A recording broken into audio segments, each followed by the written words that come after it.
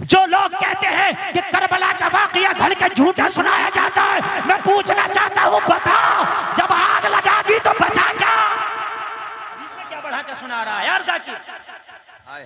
اس میں کون سی چیز بڑھا دی؟ جب آگ لگا دی تو بچا کیا؟ بہت سے لوگ کہتے ہیں صاحب وہ گڑھ کے سنا رہے ہیں یار، جب آگ لگ گئی تو بچا کیا؟ تو کہتا کھانا تھا تو لگ گئی آگ، کہاں ہے اب کھانا؟ تو کہتا ساز و سامان تھا تو لگ گئی آگ، تو کہاں ہے ساز و سامان؟ سب ختم۔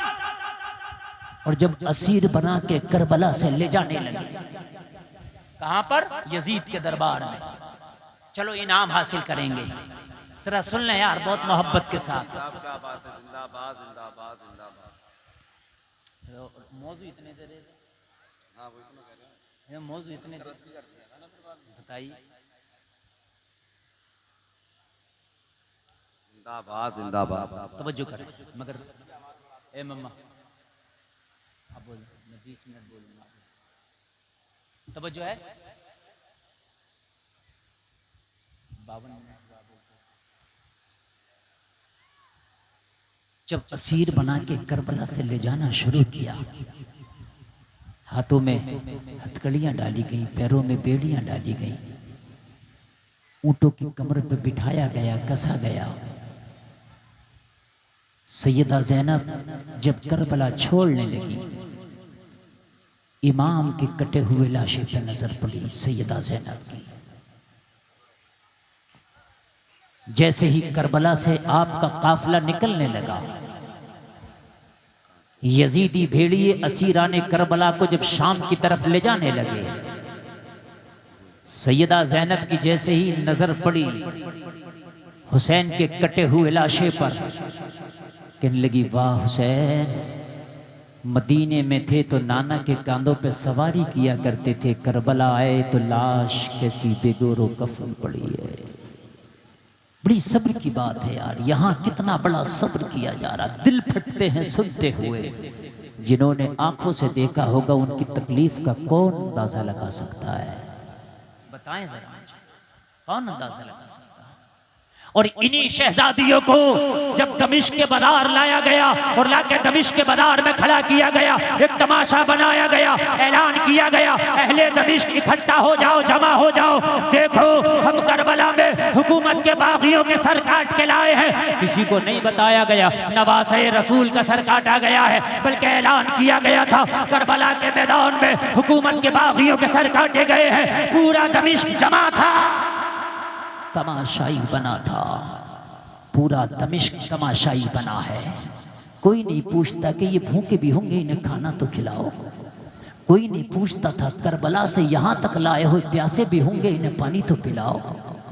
کوئی نہیں پوچھتا تھا اس میں بچے بھی ہیں جن کو تم نے قید کر رکھا ہے، یہ تھک گئے ہوں گے، انہیں کم سے کم رہا تو کرو۔ کوئی نہیں پوچھتا تھا، سب تماشائی بنے ہیں، سارا دمشق تماشائی بنا ہے، لوگ میدان میں اکٹھا ہے، سارا ایسا لگتا ہے کہ آج دمشق میں کوئی میلہ لگا دیا گیا ہو۔ لوگوں ذرا غور کرو، کٹا ہوا حسین کا سر نیزے پر قرآن کی تلاوت کر رہا ہے، سیدہ زینب دمشق کے بازار میں ہے، سیدہ سکینہ دمشق کے بازار میں ہے، زین العابدین دمشق کے بازار میں ہے، بچا ہوا قافلہ اسیر بنا ہوا دمشق کے بازار میں ہے، سارا دمشق تماشائی بنا ہے۔ سب جوش میں نعرے لگا رہے ہم نے جنگ جیتی ہے۔ انہیں کیا پتا تھا کہ قیامت تک کے لیے دنیا بھی ہار گئے اور آخرت بھی ہار گئے؟ انہیں کیا پتا تھا؟ اسی درمیان ایک چھوٹا سا بچہ سیدہ زینب کی بارگاہ میں آ کے کھڑا ہے، ایک کپڑے کی تھیلی لے کے سیدہ زینب کی طرف آگے بڑھائی، کہنے لگا بی بی اس تھیلی کو لے لو، اس میں کچھ کھانے پینے کی اشیاء ہے، اس میں کچھ کپڑے ہیں، تمہارے بچوں کے کپڑے بوسیدہ ہیں، کپڑے پھٹے ہوئے ہیں، ان کو یہ کپڑے دے دو تاکہ زیب و تن کر لے، کچھ کھانے پینے کی اشیاء ہے تاکہ یہ بچے کھا لیں۔ سیدہ زینب نے اس بچے سے فرمایا بیٹا ان باغیوں میں کون وفادار ہے جس نے ہمیں پہچان لیا، اسے لے کے تو آ، اس کے چہرے کی تو زیارت کرنے دے، کم سے کم دیکھ تو لیں کہ وہ ہے کون، کہ جس نے ان باغیوں میں ہماری مدد کا وعدہ کیا ہے کون۔ بچہ دوڑا دوڑا گیا اور جب واپس آیا نا تو ایک 80 سالہ خاتون کا ہاتھ پکڑ کے لایا، کہنے لگا اس خاتون نے مجھے یہ کپڑے کا تھیلا تھمایا تھا اور کہا تھا فلاں کو دے دے جو قافلے میں اسیر بنے ہیں۔ بوڑھی سے زینب نے پوچھا، او بوڑھی ماں یہ تو بتا کہ تو نے ہمیں پہچان لیا ہم کون ہیں؟ کیا تجھے ہماری شناخت ہو گئی کہ ہم کون ہیں؟ کیا تو نے ان بچوں کو پہچان لیا یہ کون ہے؟ امام زین العابدین کی طرف اشارہ کر کے فرمایا کہ انہیں پہچانا یہ کون ہے؟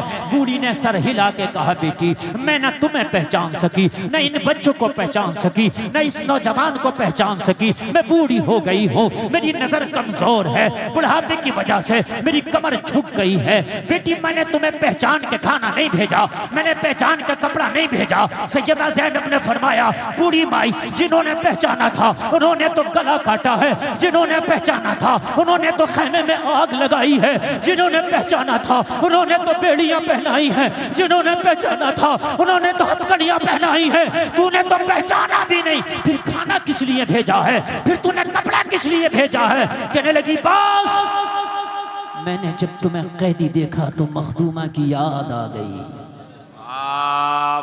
بس اس لیے میں نے کھانا بھیجا، میں نے اس لیے تجھے کپڑا بھیجا۔ سیدہ زینب نے فرمایا بوڑھی مائی کون سی مخدومہ کی یاد آئی؟ کہنے لگی بیٹی میری ایک مخدومہ تھی جس نے یہ وصیت کی تھی کہ زندگی میں کبھی کسی قیدی کو دیکھو تو کھانا ضرور کھلانا۔ جب میں نے تمہیں قید میں دیکھا تو اپنی مخدومہ کی وہ وصیت یاد آئی، کھانا ضرور کھلانا۔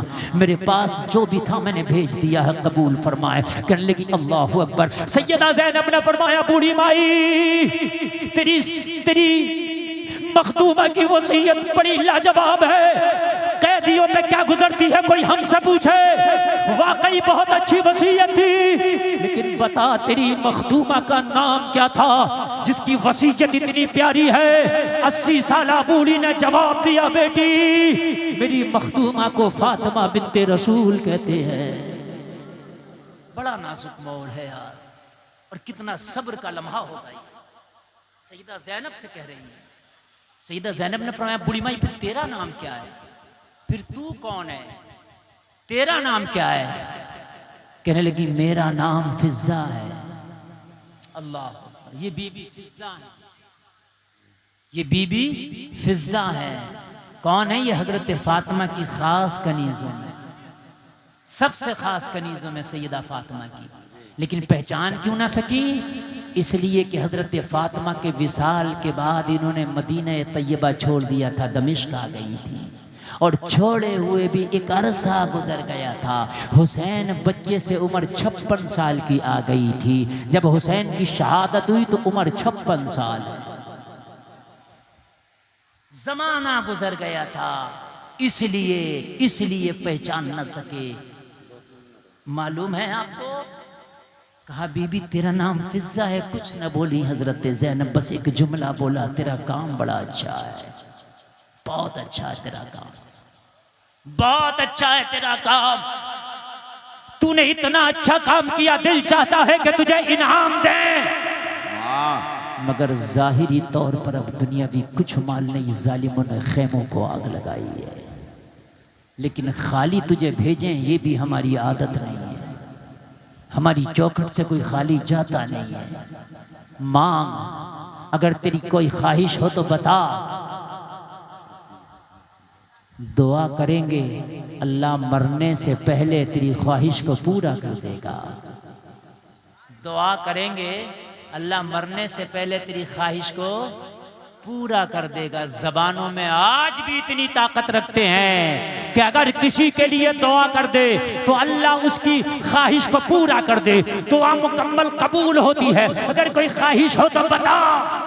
80 سال کی بوڑھی عورت نے بڑی خوشی کا اظہار کرتے ہوئے کہا واقعی اگر دعائیں قبول ہوتی ہیں تو بیٹی ایک دعا کر دے، میری ایک خواہش ہے، میری ایک تمنا ہے، اور وہ یہ ہے کہ مرنے سے پہلے ایک بار کم سے کم میں فاطمہ کے شہزادوں کا دیدار کر لوں، میں حسن اور حسین کو دیکھنا چاہتی ہوں۔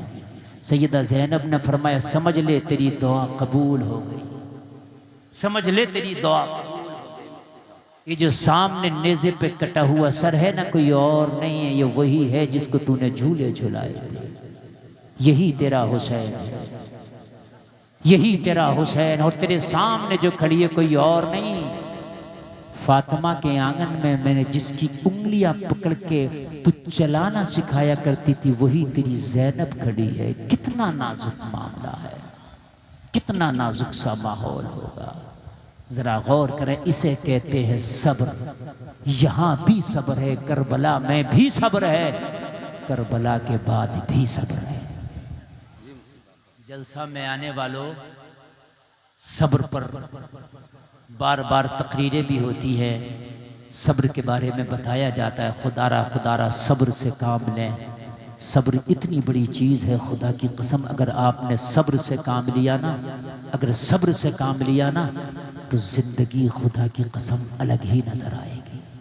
صبر، سمجھ رہے ہیں آپ؟ صبر بہت بڑی چیز ہے۔ قرآن نے ایک جگہ کہا اے ایمان والو، مدد چاہو صبر سے، مدد چاہو نماز سے۔